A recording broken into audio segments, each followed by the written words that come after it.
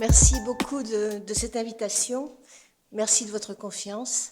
Donc, je suis très heureuse d'être parmi vous et de suivre cette première session de réflexion, de prospective sur les capitales européennes de la culture transfrontalière. Et évidemment, j'ai regardé le programme qui me paraît particulièrement intéressant et avec beaucoup d'acteurs très informés et très qualifiés. Donc c'est un peu sous votre contrôle que je vais faire cette courte introduction de 15 minutes, comme il m'a été demandé. Je vais commencer par un détail un peu provocateur. Robert Menas, qui est un écrivain autrichien, a publié en 2017 en Autriche La Capitale. Et c'est une sorte de livre pamphlet sur Bruxelles et sur les activités des institutions européennes. Et parmi les anecdotes qu'il cite ou les personnages qu'il décrit, il y a une fonctionnaire européenne qui est complètement humiliée parce qu'en tant que fonctionnaire, elle a été mutée à la Direction générale éducation-culture.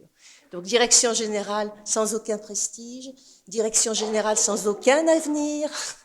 Et donc cette personne est littéralement traumatisée par cette mutation. Alors, cette anecdote, juste pour dire que la question culturelle à l'échelle de l'Union européenne, c'est toujours une question complexe et c'est toujours une question, j'ai envie de dire, déséquilibrée. C'est-à-dire soit on surdétermine la dimension culturelle en disant c'était déjà là, c'est là depuis le Moyen-Âge, depuis Rome, etc., etc. Donc c'est un déjà là, donc c'est formidable, donc il n'y a même pas à la construire, la culture européenne, parce qu'elle existe en soi pour soi.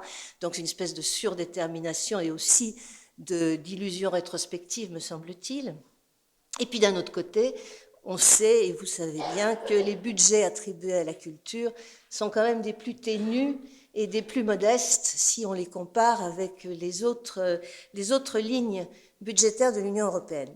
Donc tout ça pour dire que dans cette perspective, la Commission intervient très tard en culture, puisque ce n'est qu'en 1977 qu'elle fait un premier plan d'action culturelle, d'ailleurs très pressurisé, si j'ose dire, par le Parlement européen, ce qui était une bonne chose. Et puis finalement, on a cette réunion, on a le Conseil, enfin le sommet des chefs d'État en 1983 qui glisse dans sa déclaration finale un mot sur la culture. Il y a deux lignes, un mot sur la culture et l'importance du patrimoine culturel européen. Et puis en définitive, en 1984, on a cette réunion officielle des ministres en charge de la culture, les 10 à l'époque, plus Espagne et Portugal, invités comme observateurs, puisqu'ils vont rejoindre l'Union européenne, la communauté européenne, assez rapidement. Et en fait, c'est lors de cette réunion à Luxembourg, le 22 juin 1984, que sont décidées un certain nombre de choses. Alors parmi elles, il y a l'idée d'un programme pour l'audiovisuel et le cinéma, ce sera Média qui naîtra en 91. Il y a l'idée d'année européenne, de la musique, etc., des langues, enfin tout ce qui sera décliné par la suite, comme l'année européenne du dialogue interculturel en 2008. Et il y a l'idée qu'il faudrait faire des actions dites incitatives qui rapprocheraient les Européens et qui feraient prendre conscience du fait qu'on partage le même espace, même si on n'est pas identique. Je reviendrai sur cette question d'identité.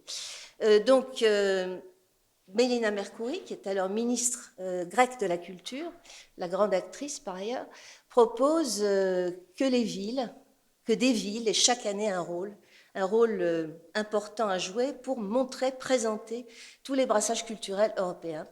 Et c'est comme ça que cette proposition appuyée par Jack Lang, notre ministre de la Culture français à l'époque, va faire son chemin et qu'on va aller vers le programme Ville européenne de la culture qui sera dans un premier temps un programme, ce qu'on appelle une initiative intergouvernementale, c'est-à-dire complètement coordonnée par les États et qui va rentrer par la suite dans les attributions du programme Culture.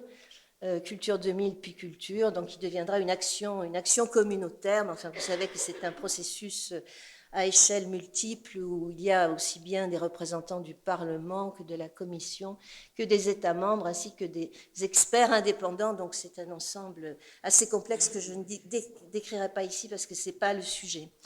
Alors en fait, comme l'a dit très bien Christian Lamour, les thématiques des capitales européennes de la culture ont singulièrement évolué. Et c'est vrai que le tournant un petit peu symbolique, c'est Glasgow, incontestablement. C'est-à-dire qu'avant, on ne prend pas trop ça au sérieux. Enfin bon, il y a des villes, Athènes, Amsterdam, etc. Mais on ne prend pas trop ça au sérieux. On voit ça comme une sorte d'événement, une sorte de coup de communication, coup de com', comme on dit, une opération marketing urbain, mais sans plus. Et puis les villes qui sont choisies dans la première génération, comme vous l'avez dit, sont des villes qui sont déjà repérées, qui sont des villes qui sont déjà, bon, Paris en 1989. Pourquoi Paris, bon sang, avait-elle besoin d'être capitale européenne de la culture? D'ailleurs, elle n'a rien fait.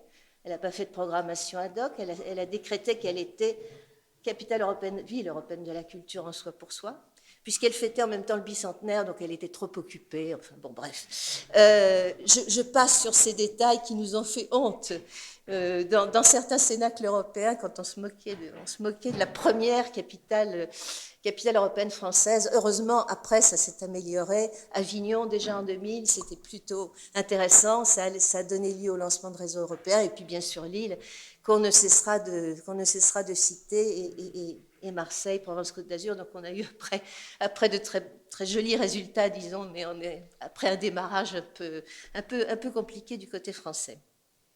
Bien, alors je voulais revenir sur quelques exemples parce que j'ai peu de temps et que de toute façon aujourd'hui on n'est pas là pour parler des capitales européennes de la culture en général, si j'ai bien compris, mais on est là pour parler des capitales européennes transfrontalières. Alors bien sûr, je vais citer des exemples que vous connaissez déjà et que certains d'entre vous connaissent infiniment mieux que moi, mais je voulais quand même refaire un petit cadrage comparatif. Alors évidemment Lille 2004. Alors même si Lille portait seul le titre, c'est important parce qu'après, on voit qu'on a Luxembourg et Grande Région. C'est autre chose. Le titre intègre officiellement la dimension euro-régionale. Dans le cas de Lille, elle n'était pas dans le titre, mais elle était évidemment dans les actions entreprises. Il y a eu la participation de 193 communes et évidemment beaucoup d'actions de long terme menées aussi, avec la réhabilitation de l'ancien tripostal, la création de 12 maisons folies, dont 3 sont en Belgique, Courtrai, Mons-Tournai. Je pense que les maisons folies, bon, c'est un concept intéressant, c'est la réhabilitation de lieux industriels ou de lieux patrimoniaux pour en faire des sortes de, j'ai envie de dire, maisons culturelles de quartier, sans que ce soit du tout dans ma bouche péjorative, c'est-à-dire quelque chose qui est près des gens, qui est aussi leur lieu où ils peuvent organiser des choses, etc. Donc une forme de maison de la culture, évidemment beaucoup plus participative que les maisons de la culture anciennes qu'on a connues. Et puis peut-être c'est intéressant aussi de voir que l'État a amené 18%, les entreprises 18%, Lille, la ville 11%, la métropole 18%, plus les conseils généraux, et autres collectivités et Europe, c'est pas beaucoup. C'est pas beaucoup, de toute façon ça pose le problème récurrent que chaque année on pose lors des mentions des capitales européennes de la culture. La Commission européenne en direct met 1,5 million d'euros. Alors, après discussion avec des amis à la Direction générale éducation culture, qui sont contents d'être là par ailleurs, ils me disent à chaque fois la même chose. Ils me disent, mais on essaye toujours de faire augmenter la somme, mais on n'y arrive pas. On nous explique que ce n'est pas prioritaire, que de toute façon le programme a tellement de succès que les régions, les États, les entreprises privées s'en emparent et que du coup, ce n'est pas la peine de faire un effort. Bon. Donc je trouve quand même que là, il y aurait une première question à aborder, c'est-à-dire que la Commission européenne ne peut pas se défausser tout le temps, elle ne peut pas dire on a le mérite d'avoir lancé un programme, qu'en gros on accompagne très très peu en termes de financement. Alors évidemment, il y a les financements par la politique régionale et de cohésion, vous avez parlé d'Interreg, Il y a toute cette logique d'équipement qui accompagne un certain nombre de capitales. Ça a été aussi le cas pour Lille, mais souvent la logique d'équipement, elle est un peu hors sol, c'est-à-dire qu'elle est vue à court terme, elle est vue sans objectif de politique culturelle à long terme. Et il y a eu d'ailleurs un rapport du Parlement au Parlement européen il y a quelque temps qui mettait vraiment l'accent là-dessus, c'est-à-dire arrêter de faire des équipements, même si vous avez la possibilité de les faire à travers la politique de cohésion, arrêtez de faire des équipements dans le cadre des capitales européennes de la culture si vous ne savez pas quoi en faire après. C'est pas la peine d'équiper, c'est pas la peine de construire, s'il n'y a pas une vision à long terme, et ça je pense que c'est vraiment un point qui est extrêmement important pour toutes les capitales européennes de la culture. Bien, alors saluons évidemment ce dynamisme de Lille et saluons aussi le fait que Lille a continué, c'est-à-dire qu'après il y a eu Lille 3000, 2 ans plus tard, et que finalement les maisons folies sont toujours là, et que le tripostal est toujours là. Donc il y a vraiment eu une mise en réseau à long terme de toutes ces communes de part et d'autre de la frontière, France-Belgique. J'ajoute que de toute façon, du point de vue des observateurs, cette frontière est une des plus faciles, c'est-à-dire que c'est une des plus vivantes. C'est là où il y a de toute façon, hors capitale européenne de la culture, des associations, des jumelages, des mariages, des théâtres qui se marient de part et d'autre de la frontière, des centres culturels qui se marient. Enfin, il y a une fluidité extraordinaire. Je pense que c'est la frontière, de toutes les frontières que la France a avec ses voisins, c'est certainement la frontière la plus facile à franchir. Et ceci aussi explique un peu le dynamisme de cette euro-région en matière de culture. Ensuite, bien sûr, il y a Luxembourg et la Grande Région, ça c'était 2007. Alors c'était remarquable quand même, parce que la Grande Région, c'est la Lorraine, la Sarre, le Luxembourg, la Rhénanie-Palatinat, la communauté française et germanophone de Belgique, associée à Sibiu, ville de Roumanie. Donc j'ai vu aussi que la programmation était de l'ordre de 45 millions d'euros, avec une forte participation du ministère de la Culture luxembourgeois, 67%, 22% de la ville de Luxembourg et 11% de partenariats privés.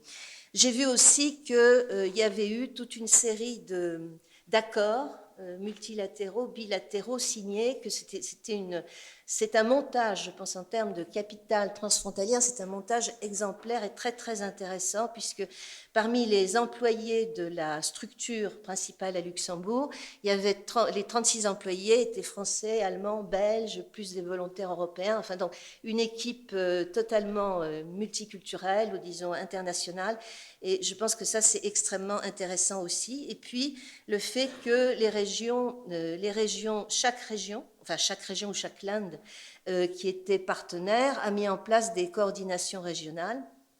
Ça aussi, c'est très intéressant. Il y a eu 133 projets transfrontaliers, en plus des projets, évidemment, portés par chacune des entités, plus de projets à Luxembourg, mais ça c'est logique et on s'y attend. Il y a eu 30 projets communs avec Sibiu. Alors, à ce propos, je voudrais dire quelque chose qui est un peu récurrent. Je ne sais pas si c'est bien que chaque année, on ait une capitale européenne de l'ouest de l'Europe et une capitale européenne de l'est de l'Europe.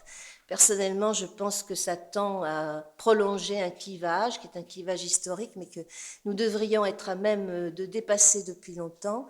Ça sépare les problématiques, ça sépare aussi les publics, parce que nous, Européens de l'Ouest, avons très peu de curiosité pour l'Europe centrale et orientale, donc nous sommes une toute petite minorité brillante qui va voir ce qui se passe de l'autre côté de l'ex-rideau de fer.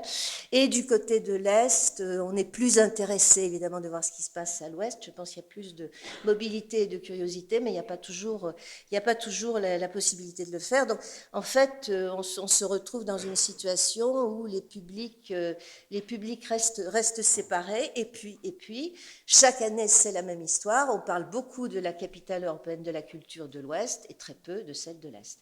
Et je dirais même que ça fait partie des effets pervers, mais par exemple le fait qu'on ait beaucoup insisté sur Luxembourg et Grande Région, ce qui était très bien, on est là pour ça, donc pour étudier un tel exemple brillant, mais le fait qu'on ait tellement insisté sur Luxembourg et Eurorégion a complètement éclipsé Sibiu. Il y a des grands médias, que je ne citerai pas, des grands médias français qui ont présenté Luxembourg et Grande Région et qui ont carrément oublié que Sibiu était aussi capitale européenne de la culture. Donc ça, voilà, ça pose un certain nombre de problèmes qui, je pense, doivent être revus, révisés, etc. Alors, je voulais aussi vous citer un exemple que je trouve très intéressant, c'est ce qui s'est passé en 2011 entre Turku, alors Turku, 5e ville de Finlande, et Tallinn, capitale de l'Estonie, de part et d'autre du golfe de Finlande. C'était la première fois que deux capitales étaient aussi proches, c'est-à-dire 179 km.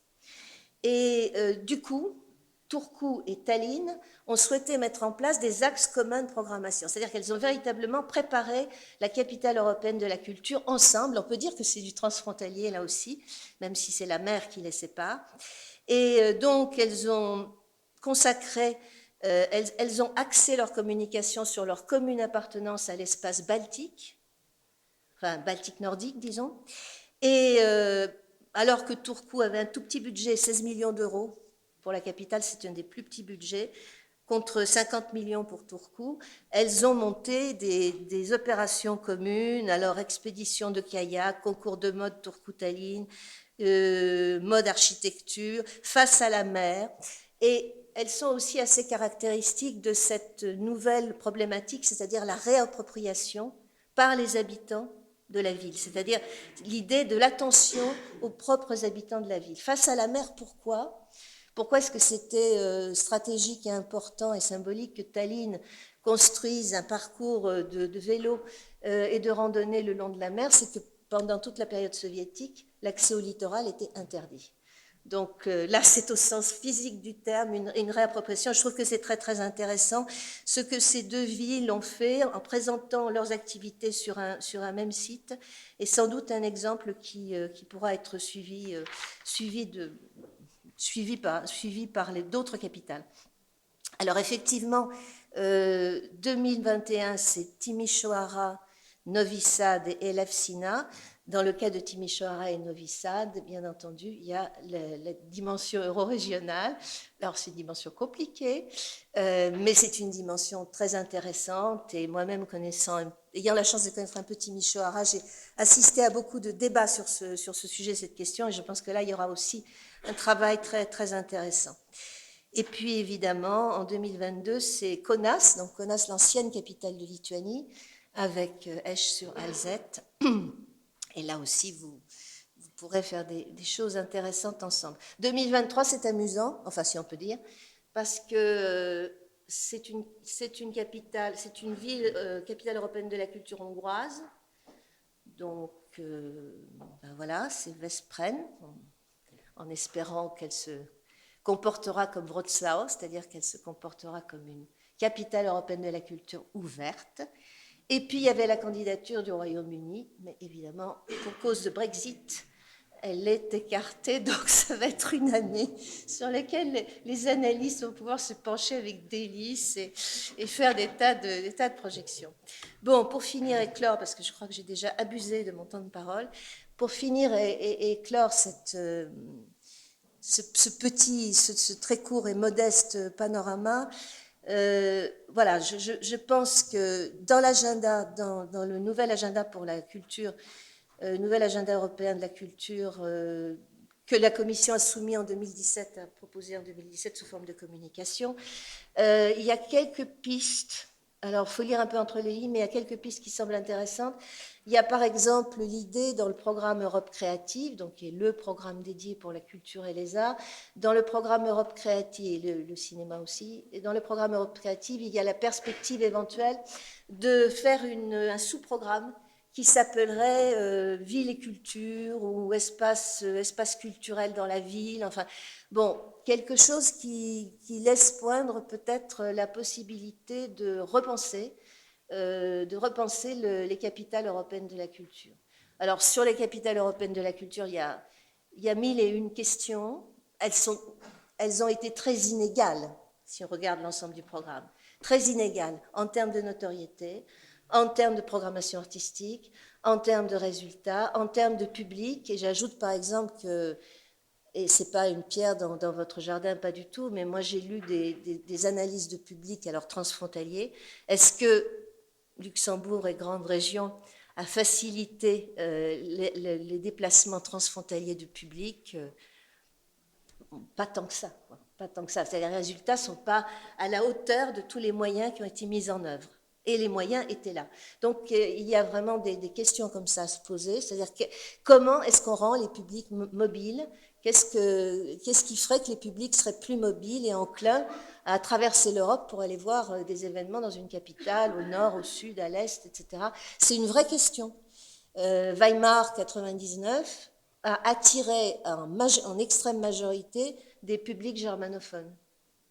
Alors, Allemagne de l'Ouest qui était très bien, Allemagne de l'Est, Suisse alémanique, bon, très bien, mais pourquoi juste les germanophones alors que toutes les programmations étaient bilingues, trilingues, tout ce que vous voulez. Bon, là, il y a vraiment des questions d'image ou je sais pas, de déclic qui ne se fait pas. Donc, la mobilité des publics, c'est une chose très, très importante, même si on a constaté que la capitale européenne de la culture, évidemment, accroissait beaucoup la participation des publics, comme à Lille, à Luxembourg, grande région, mais la mobilité ne se fait pas toujours. Et puis enfin, je l'ai déjà dit, mais je crois que c'est important, vous avez parlé de la dimension sociale de l'Union européenne, qui évidemment aujourd'hui est un point, à mon avis, complètement crucial pour réorienter l'Union européenne et pour que l'Union européenne réussisse.